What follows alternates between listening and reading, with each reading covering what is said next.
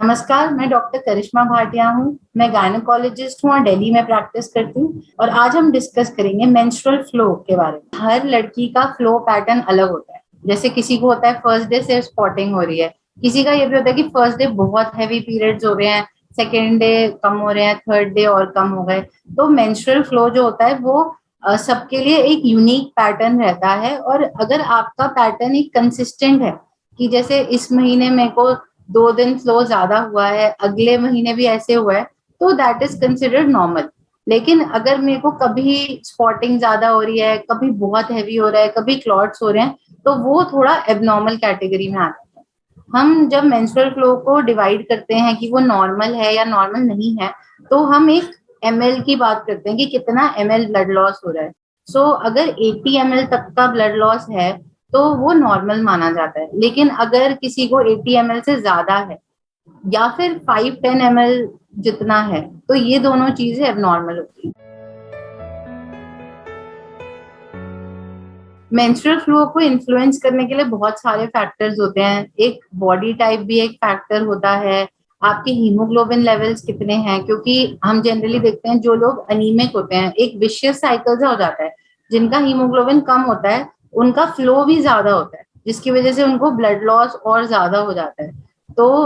बहुत जरूरी है कि आप बहुत पौष्टिक खाना खाएं, बहुत न्यूट्रिशियस डाइट हो जिसमें सारे विटामिन मिनरल्स हो, सो दैट आपकी बॉडी एक मतलब स्ट्रेंथ रहे बॉडी में। जो बहुत वीक लड़कियां होती हैं, जो जिनकी बिल्कुल वेट बहुत अंडर वेट है, उनमें हम देखते हैं हैवी साइकिल्स की प्रॉब्लम ज्यादा होती है। एट द सेम टाइम अगर हम दूसरे स्पेक्ट्रम पे जाते हैं, ओबिसिटी के स्पेक्ट्रम में, उसमें भी हम देखते हैं कि फ्लो एबनॉर्मेलिटीज बहुत कॉमनली हमें दिखती हैं, क्योंकि फाइब्रॉइड्स के चांसेस और ये पॉलिप्स के चांसेस बढ़ जाते हैं, क्योंकि हार्मोनल जो बैकग्राउंड होता है यूट्रस में वो चेंज हो जाता है। इसके अलावा नॉर्मली एक पर्टिकुलर पेशेंट के लिए, एक महिला के लिए जो फ्लो होता है वो कंसिस्टेंटली सेम रहता है ओवर साइकिल्स। लेकिन अगर कभी आपको लगे कि फ्लो ज्यादा हो रहा है नॉर्मल से या कम हो रहा है, कि हर महीने आपको 4-5 दिन रहता है बट इस महीने सिर्फ 1-2 दिन स्पॉटिंग हुई, तो ये लक्षण है कि जरूर कुछ गड़बड़ की बात हो सकती है और आपको उसमें प्रेगनेंसी तो नहीं है और आपका पीरियड मिस क्यों हुआ है, ये सब चीजें आपको देखनी पड़ेगी।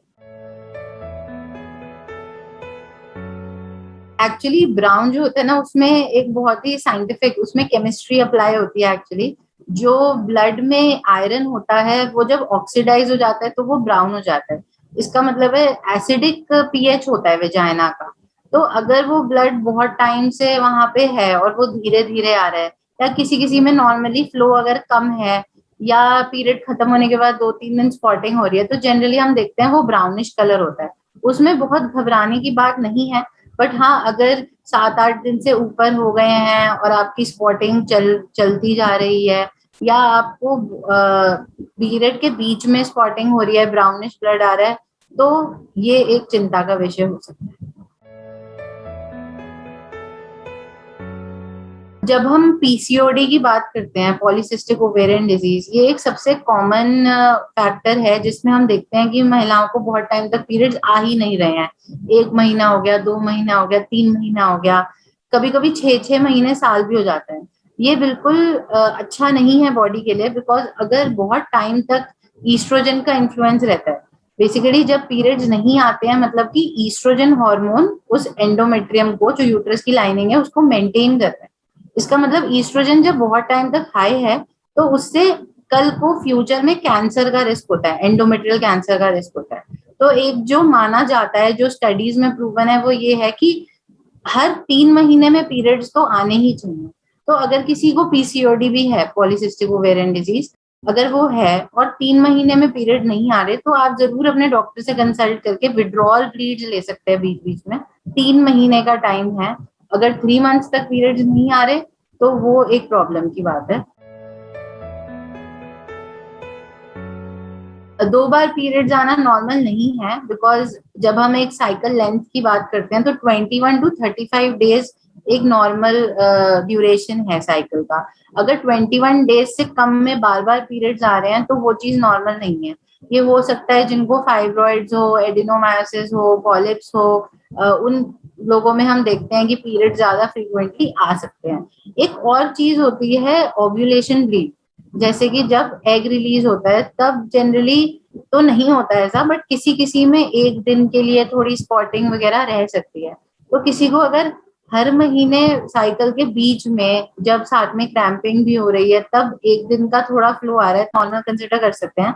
बट अगर रूटीनली ऐसा हो रहा है कि कभी भी पीरियड्स आ रहे हैं, 21 दिन से जल्दी पीरियड्स आ रहे हैं, तो वो चीज नॉर्मल नहीं मानी। मेंस्ट्रुअल साइकिल छोटी में दो चीजें आती हैं, एक नॉर्मल और एक एबनॉर्मल। अगर छोटी है लेकिन 21 दिन से ऊपर है और कंसिस्टेंटली वैसी है तो आपको कुछ करने की जरूरत नहीं है। लेकिन अगर 21 दिन से कम में आपको आ रहे हैं पीरियड्स, आपकी साइकिल लेंथ 14 दिन है, 15 दिन है, तो आपको जरूर अपने गायनोकोलॉजिस्ट से मिलना चाहिए, कंसल्ट करना चाहिए। वो आपके ब्लड टेस्ट कराएंगे, thyroid test, prolactin, haemoglobin test, ये सब चीजें भी इन्फ्लुएंस कर सकती है मेंस्ट्रुअल फ्लो को। और इसके अलावा एक अल्ट्रासाउंड भी जरूरी हो सकता है, क्योंकि ये चीज नॉर्मल नहीं रहेगी, क्योंकि फिर बॉडी से ब्लड लॉस ज्यादा होगा। Spotting before and after periods एक नॉर्मल चीज है, बशर्ते वो टाइमिंग जो डेज हैं वो ठीक रहे। मतलब कि अगर किसी को 10 दिन स्पॉटिंग हो रही है वो नॉर्मल नहीं है, लेकिन 1-2 दिन स्पॉटिंग होना बिफोर या after is normal. Heavy periods के केसेस में जरूर अपने डॉक्टर को इन्वॉल्व करना चाहिए, क्योंकि हमने ऐसे भी पेशेंट्स देखे हैं, छोटी छोटी लड़कियां जिनका हीमोग्लोबिन 2 या 3 होता है, तब जाके वो डॉक्टर के पास आते हैं। क्योंकि एक ना हमारे माइंडसेट एक है कि भाई गायनेकोलॉजिस्ट के पास जा रहे हैं तो वो रिलेटेड टू सेक्स है, ऐसा नहीं होता। अगर कोई छोटी लड़की है जिसको पीरियड्स बहुत हैवी आते हैं, बहुत हैवी फ्लो है, तो जरूर पेरेंट्स को उनको डॉक्टर को दिखाना चाहिए, क्योंकि हैवी पीरियड से अनीमिया हो सकता है, आयरन स्टोर्स कम हो सकते हैं। अगर हम बड़े एज ग्रुप की बात करें, एक्चुअली गायनेकोलॉजी में ये एक फैक्टर है कि एज पे भी बहुत डिपेंडेंट होता है कि क्या प्रॉब्लम हो सकती है। अगर हम 30s 40s में किसी की बात करें और बहुत हैवी फ्लो हो रहा है, या इवन 20s में फॉर दैट मैटर, तो हमें सबसे पहले प्रेगनेंसी रूल आउट करनी पड़ेगी। कभी कभी अबॉर्शन हो जाता है, पता भी नहीं चलता, कंसीव हो गया और फिर अबॉर्शन हो गया और बहुत हैवी फ्लो हो रहा है, कंटिन्यूस होता जा रहा है, होता जा रहा है, और पेशेंट को समझ में ही नहीं आता हो क्या रहा है। ऐसे में बहुत जरूरी है कि डॉक्टर के पास जाएं और सही ट्रीटमेंट लें।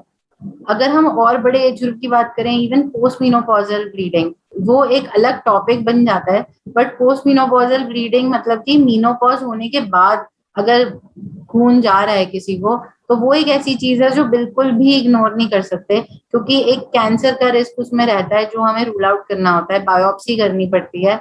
तो ये सब चीजें ध्यान में रखनी बहुत जरूरी है। अगर हम एबनॉर्मल ब्लीडिंग पैटर्न्स की ही बात करते हैं, तो एक पोस्ट कॉइटल ब्लीडिंग होता है, मतलब इंटरकोर्स करने के बाद, सेक्स करने के बाद अगर ब्लीडिंग हो रही है, वो भी एबनॉर्मल है, क्योंकि सर्वाइकल कैंसर का रिस्क रहता है।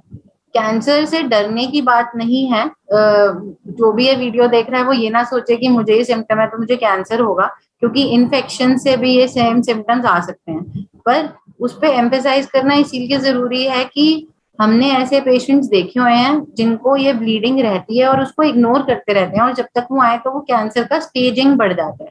अगर आपको कोई भी प्रॉब्लम है और आप डॉक्टर को जल्दी दिखा दें, वो चीज जल्दी पिकअप हो जाए, तो उसका पूरी तरह इलाज हो सकता है। आज की डेट में कैंसर इनक्योरेबल नहीं है, वो टोटली क्योरेबल है। सर्वाइकल कैंसर की बात करें, इवन यूट्रस के कैंसर की बात करें जिसको एंडोमेट्रियल कैंसर कहते हैं, वो क्योरेबल है। लेकिन उसके लिए ये चीज जरूरी है कि आप जल्दी आए, जल्दी ट्रीटमेंट लें, क्योंकि वो जितना छोटा होगा, जितनी अर्ली स्टेज में पिक होगा, उतना उसका ट्रीटमेंट हो पाएगा। तो किसी को भी अपने नॉर्मल ब्लीडिंग पैटर्न से अलग अगर ब्लीडिंग कभी भी हो, तो उसमें कुछ नहीं जा रहा, आप अपने डॉक्टर से बात करिए। इवन अगर कोई अनमैरिड है, मैरिड है, उससे कोई फर्क नहीं पड़ता, कोई आपको जज नहीं कर रहा, आप प्लीज जाके अपने गायनेकोलॉजिस्ट से मिलिए। अगर पीरियड्स टाइम पे आ रहे हैं, रेगुलर आ रहे हैं, पैटर्न सेम है, तो प्रेगनेंसी नहीं होती है। लेकिन जैसे मैंने पहले भी कहा था कि अगर आपको अपने पैटर्न से अलावा ब्लीडिंग हो रही है, बहुत हैवी है या बहुत लाइट है, तो जरूर एक प्रेगनेंसी का क्वेश्चन आ जाता है, स्पेशली उन महिलाओं में जो सेक्सुअली एक्टिव हैं। और अगर ऐसा कभी भी डाउट होता है और वो चीज मिस हो जाती है तो उसकी प्रॉब्लम ज्यादा होगी। इसीलिए हमेशा जब भी आपका पैटर्न फ्लो नॉर्मल नहीं है तो प्रेगनेंसी हम हमेशा रूल आउट करते हैं, हम एक प्रेगनेंसी टेस्ट जरूर करते हैं कि वो एक प्रॉब्लम साइड हो जाए।